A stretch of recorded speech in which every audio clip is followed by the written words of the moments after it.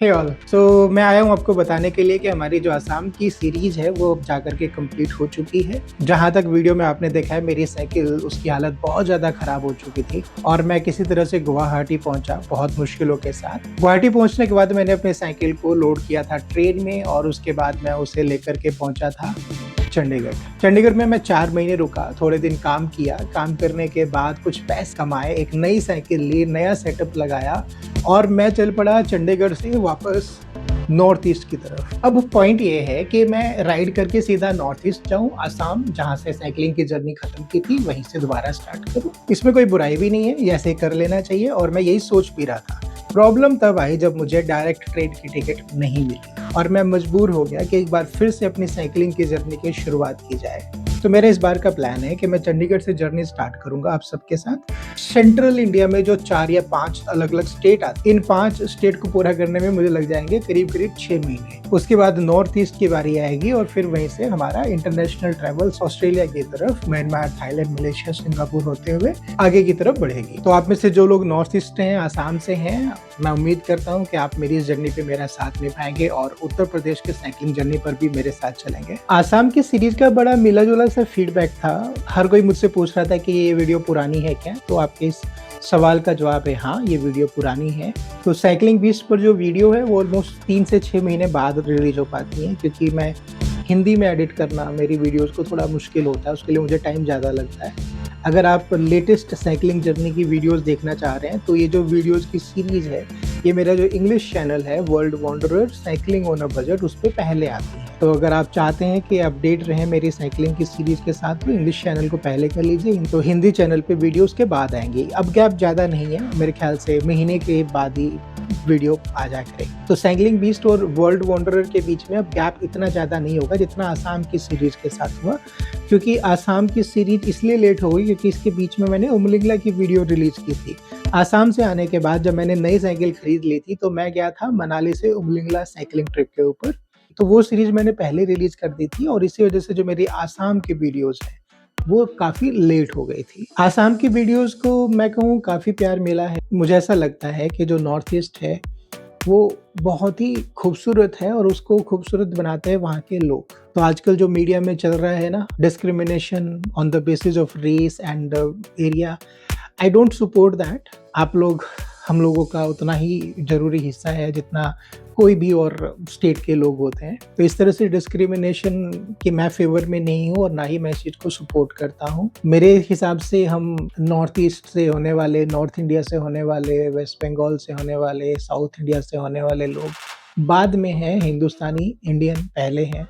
मेरी तरफ से ढेर सारा प्यार और मोहब्बत है। जब मैं आसाम में राइड कर रहा था ना, तब भी मैं इस चीज़ को बड़े गहराई से महसूस कर रहा था कि आसाम के लोग इतने ज़्यादा अच्छे हैं, इतनी हेल्प करते हैं। मैं हैरान हो जाता था। मुझे एक टाइम पे आकर के ना जो सपोर्ट के तौर पे 50-100 रुपए मुझे जो डोनेट करते थे, मैं उसको मना करता था कि नहीं चाहिए, पर वो दिया करते थे। और पैसा देना एक छोटा-सा हेल्प है, उससे कहीं आगे जा कर के उन लोगों ने मुझे अपने पास रखा, अपने घर में खिलाया, बिठाया, बातें की। ये सबसे बड़ी हाइलाइट है। तो मैं बहुत खुश हुआ, मुझे ऐसा सच में लगा था कि आसाम ने एक नॉर्थ इंडियन साइक्लिस्ट को सच में जैसे एक फैमिली मेंबर की तरह रखा, जैसे कि मैं हूँ तो बाहर का, लेकिन मुझे अडॉप्ट कर लिया हो और मुझे अपने घर का सदस्य बना लिया हो। ऐसी मुझे फीलिंग आई थी वहाँ रहते हुए और मैं इस बात को लेकर के सच में बहुत ही ज़्यादा खुश था। मेरी साइकिल में अगर प्रॉब्लम नहीं हुई होती, तो मैं आसाम को और गहराई से और अच्छे तरीके से एक्सप्लोर करता। आप अगर ईमानदारी से मुझसे पूछेंगे, तो मैं वापस आसाम आने वाला हूँ। इनफैक्ट पूरा नॉर्थ ईस्ट करने वाला हूँ। मुझे लगता है कि जब तक मैं आसाम दोबारा नहीं आऊँगा, और बहुत सारी जगह हैं जो आप लोगों ने कमेंट सेक्शन में जाकर बताई हैं, मैं वो सब जगह देखूँगा। अभी तक तो आपने नोटिस किया होगा कि मैं हाईवे पर ही चल रहा था, ज़्यादातर बड़े-बड़े रूट्स ही मैं कर रहा था। मेरी इच्छा है कि मैं आसाम का जो इंटरनल पार्ट है, इंटीग्रल पार्ट है, गाँव देहात के एरिया है, मैं उनको एक्सप्लोर करूँ, वो देखने की मेरी बड़ी इच्छा है। इस बार मैं मिस कर गया, लेकिन अगली बार जब मैं आसाम आऊँगा, तो यही मेरी जर्नी का की एजेंडा रहेगा कि मैं आसाम को डीपली जाकर के गहराई से अच्छे से समझने के नज़रिए से आकर के देखूं। आसाम के भाई, मेरी बहनें, आप सब लोगों को बहुत सारा प्यार। मुलाकात तो हमारी जल्दी ही होगी, इसमें कोई डाउट नहीं है। अभी भी मैं बैठ कर के ये वीडियो एडिट कर रहा हूँ आप सबके लिए। ये मेरा हिंदी का पहला एपिसोड होगा साइक्लिंग इन यूपी सीरीज का। 4 महीने बैठ करके इतना सारा वेट गेन करने के बाद मैं 95 किलो का हो गया हूँ। अब जाके साइक्लिंग ट्रिप पे निकल रहा हूँ तो सच में बहुत मुश्किल होता है। और मैं पता क्या सोच रहा हूँ कि मैं लूँगा 200 किलोमीटर साइक्लिंग का चैलेंज, वो भी मेरी साइक्लिंग की जर्नी के पहले दिन। तो पहला ही दिन है, 120 दिन का गैप है, 95 किलो का वेट है और मैं 200 किलोमीटर साइकिल चलाऊँगा, वो भी एक ही दिन में।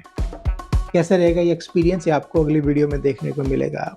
पता नहीं कर पाऊँगा या नहीं, लेकिन चैलेंज तो ले लिया है, देखी जाएगी क्या होगा। आसाम के बारे में सोचते हुए पता मैं किन-किन को याद करता हूँ। मैं याद करता हूँ भदोई पंचौली की वो फैमिली जिसने मुझे जलपान कराया था, शानदार, लाइफ टाइम मेमोरेबल एक्सपीरियंस। मैं याद करता हूँ उस फैमिली को जब मैं साइकिल रिपेयर करा के निकला, जिसको आपने पिछले एपिसोड में देखा, और वो आ गए थे, एक फैमिली कार मेरे सामने रोकी थी और जिस तरह से वो शगुन का लिफाफा मुझे दे करके गए थे जिसमें 511 रुपए थे, वो कमाल का था। मुझे याद आएँगे वो भाई जिनके साथ मैं रुका था पेट्रोल पंप के ऊपर और उन्होंने मुझे जिस तरह से बिठा करके इतने प्यार से वो खाना खिलाया था और वो मिर्ची जो मैंने पहली बार खाई थी। मुझे याद आते हैं वो बाबा जी जिन्होंने मेरा कम रेट में यानी 1100 रुपए में ही काज़ीरंगा नेशनल पार्क के अंदर मेरी राइड का अरेंजमेंट करवा के दिया था। कैसे भूल सकता हूँ आप सबको? आप सब मेरी इस जर्नी की जान रहे हो। मैं आप लोगों को कभी नहीं भूलूँगा, ज़िंदगी भर नहीं भूलूँगा। इतना प्यार कहाँ मिलेगा बताइए? मुझे नहीं लगता कि आसाम में राइड करते हुए मुझे किसी तरह का कोई भी बुरा एक्सपीरियंस हुआ एक्सेप्ट वन्स और ट्वाइस, और वो भी भूल जाने वाले हैं, उनको भूला जाना चाहिए। आसाम में बहुत सारी अच्छी-अच्छी यादें हैं मेरे पास, मैं कभी नहीं भूलूँगा, कभी भी नहीं। बहुत एक्साइटेड हूँ आप सब लोगों से मिलने के लिए। प्रे करिएगा कि मेरी चंडीगढ़ की ऑस्ट्रेलिया की जो सीरीज़ है ये कंप्लीट हो पाए।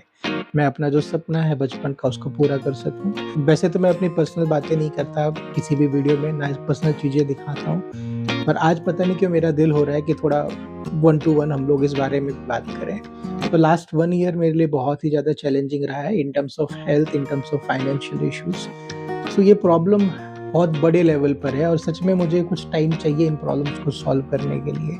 बीच-बीच में मैं राइड से ब्रेक ले लेता हूँ और जितना भी कर पाता हूँ इन चीज़ों को धीरे-धीरे सॉल्व करने की कोशिश कर रहा हूँ। कहीं न कहीं मैं इंटरनेशनल इन्हीं प्रॉब्लम्स की वज़ह से निकल भी नहीं पा रहा हूँ। मेरी दिल से इच्छा है कि जल्दी ये सारे इश्यूज़ लाइफ़ के ख़त्म हों। मेरी ये छोटी-छोटी सब ज़िम्मेदारियाँ ख़त्म हों और मैं निकल पाऊँ अपने वर्ल्ड टूर पे और अपना सपना पूरा करूँ, पूरा सारे देश में साइकिल पर घूम लूँ। आई विश ये जल्दी ही हो जाए।